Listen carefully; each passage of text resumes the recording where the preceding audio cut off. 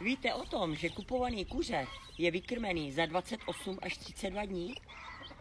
Je to samý růstový hormon. Tohle je klasický kuřátko od domácí slepice a to poroste tak půl roku při běžné stravě domácí.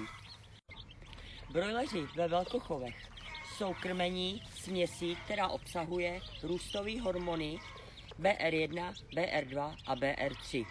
BR1, BR2 je určena pro rychlý výkrm a BR3, to je čistící směs, která má tělo zbavit růstových hormonů a veškerých chemikálií. Ale samozřejmě určitě v tom těle nějaký ty stopy těch růstových hormonů musí zůstat. Játra, ledviny, vylučovací ústrojí, 100% tam něco musí zůstat. Myslím si, že je zcela nevhodné, abychom toto maso měli na talíři.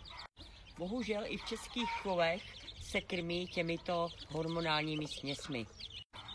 Já si za 14 dní jedu k soukromému zemědělci na hořičky pro doma vykrmený kuřata. Sice zaplatím o něco víc, ale ta kvalita mi stojí za to a navíc to maso je vykrmený za 3 měsíce a ne za 32 dnů.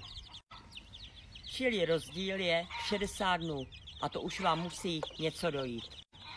Zamyslete se nad tím, co v dnešní době konzumujete a informujte se, jestli ve vašem okolí není nějaký soukromý zemědělec, který by vám mohl nabídnout nějaké svoje domácí produkty.